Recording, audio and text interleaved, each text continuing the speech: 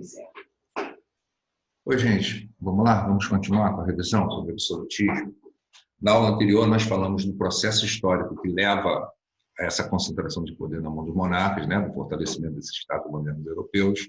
Né? Hoje nós falaremos sobre essa defesa do poder real, ou seja, a justificativa ou justificativas ideológicas, né, que fundamentem essa concentração de poder. Essa concentração, essa justificativa, ela vem tanto da burguesia, quanto de intelectuais e membros da igreja, da nobreza, certo? Ou seja, aqueles grupos que, de alguma forma, eram beneficiados também por esse processo, correto? Então, nesse contexto, podemos citar vários desses pensadores, né? Alguns políticos, no caso. Estou citando alguns aqui mais importantes, mais presentes nas provas, como Maquiavel, Hobbes, Bossuet, Baudin, mas existem vários outros, certo? Hugo Grotius, Jacques Lebré, Richelieu, né? O próprio Thomas Moros, certo? Todos eles, direto ou indiretamente, relacionados a essa ideia de concentração de poder na mão desses monarcas, tá? Nesses caras aí, dentro dessas ideologias, eu aconselho que vocês aprendam a dividir, certo? Em dois grupos. Quais são esses dois grupos? Existem ideologias religiosas, certo? E existem, né, pensamentos, ideologias baseadas no racionalismo, no próprio jogo político, na estrutura política, certo? Então, podemos chamar de pensadores leigos, né? Esses ligados ao racionalismo, ao próprio jogo político, e pensadores religiosos, tá? Dentre esses pensadores chamados leigos, tá? Sem dúvida, tem muita importância o Nicolau Maquiavel, certo? Maquiavel vai falar do monarca, né? Na verdade, ele fala de uma república, certo? Mas ele fala desse líder político estando acima, né, das questões morais, religiosas. Maquiavel ele é importante porque ele consolida esse pensamento de separação das questões políticas das questões morais religiosas. Ele basicamente libera o governante, certo, para pensar essencialmente nas questões do Estado, sem ficar preocupado, como eu disse, com essas questões morais. Num determinado momento, ele chega a falar isso, né? Um político ele não tem que necessariamente pensar no humano, ele tem que pensar nos resultados alcançados, certo? Aí vem aquela brincadeira, os fins justificam os meios, certo? Então, se o objetivo deve ser alcançado, os meios para se alcançar esse objetivo, certo? Eles não devem ser ignorados, eles podem ser desenvolvidos sem o menor constrangimento, certo? O que mais, Ronaldo? Se vocês pensarem no Thomas Hobbes, Hobbes também é muito importante em provas de história e filosofia, certo? Hobbes, desculpem, ele é um contratualista, né? E Hobbes basicamente vai aparecer com a ideia dizendo que na sociedade existe uma constante contenda, ou seja, disputa de interesses. E se cada indivíduo tentar fazer valer o seu interesse pessoal, isso vai levar a um caos social, um caos político. Então, para resolver esse problema, ele diz que cada indivíduo tem que estabelecer um contrato, que é o contrato de consentimento entre o indivíduo e o Estado, e o indivíduo abre mão de seu poder, de seu direito, certo? Em nome desse monarca. Então, esse monarca ele seria um gerente, ele seria um administrador da vontade de todos. Olha só como ele passa a ter poder diante da sociedade, certo? Só para vocês terem uma ideia da legitimação desse processo de concentração de poder, né? Se você vê esse discurso racional, né, vamos dizer, entre aspas, científico, certo? Tem também o lado religioso. E esse religioso, esse chamado pensamento religioso, ele é muito bem representado por esse bispo francês chamado Jacques Bossuet.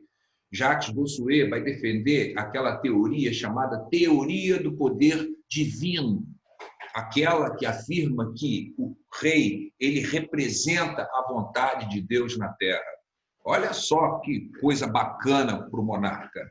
certo? Claro que a igreja vai ganhar alguma coisa com isso também, né? Normalmente algum tipo de favorzinho, isenção de impostos, defesa de seus patrimônios, certo?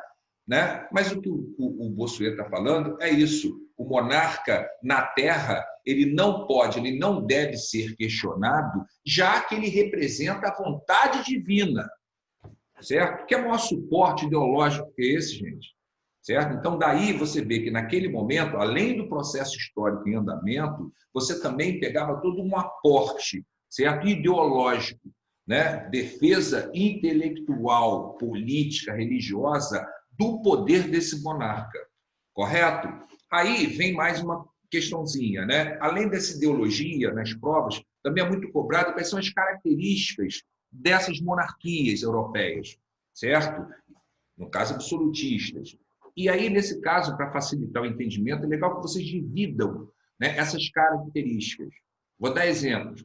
Quais são características políticas marcantes dessas monarquias absolutas? Óbvio, a concentração de poder, certo? Normalmente o interesse, a defesa dos interesses desses grupos aliados ao monarca, né? Principalmente, tá? Principalmente com o andar do processo histórico, principalmente da nobreza e do clero. Na França, então, isso fica muito claro, né?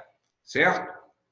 O que mais, Ronaldo, que a gente vê politicamente? Politicamente, sem dúvida nenhuma, a questão da intolerância, certo? A questão da intolerância é muito forte, guerras, perseguições, prisões, a questão da religião ser utilizada nas questões políticas, isso fica exemplificado na consolidação do absolutismo francês, né? Na perseguição aos huguenotes, certo?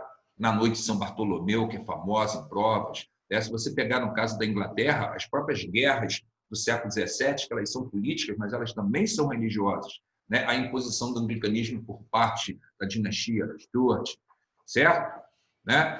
Se pegarmos as características econômicas dessas monarquias, sem dúvida, vocês devem lembrar do intervencionismo do Estado na economia e, consequentemente, da valorização das práticas mercantilistas, certo? A questão do protecionismo alfandegário, do exclusivo metropolitano, da valorização do trabalho escravo, da ação de colonização, certo? Da valorização de atividades comerciais marítimas. São todas elas características desses estados modernos, absolutistas, correto? Se formos para o aspecto social, aí, vamos lá, Ronaldo, o que marca socialmente essas monarquias absolutas? Né? Sem dúvida nenhuma, marca o quê? O privilégio. Se tem que ter uma troca de favores, uma mão lavando a outra, para o monarca exercer esse poder absoluto, né? Quem respalda esse poder dele vai ter que ganhar alguma coisa. Né? Eu falei de exemplo da França, né? Principalmente. Vamos pegar os privilégios. Se você pegar, né, até nos estados gerais da França, você via essa questão. Os dois estados, o primeiro a clero, o segundo a nobreza, normalmente votando com a monarquia, certo? Em detrimento dos interesses da maioria. Por que eles faziam isso? Porque eles tinham uma série de privilégios de classe, certo? Então, era muito comum, numa sociedade absolutista, você ter a manutenção de privilégios de classe. Por isso que, posteriormente, o absolutismo tem como pauta, né, a igualdade jurídica, exatamente para quebrar esses privilégios de classe. No caso da França, só para simplificar, normalmente clero e nobreza tinham a isenção de impostos, lembra? O Estado era basicamente bancado pelo terceiro Estado, no caso francês, pela burguesia e pela classe trabalhadora. Né? Então, se você fala da sociedade numa monarquia absoluta, você não pode esquecer da manutenção desses privilégios e também você não pode esquecer da inexistência de direitos individuais.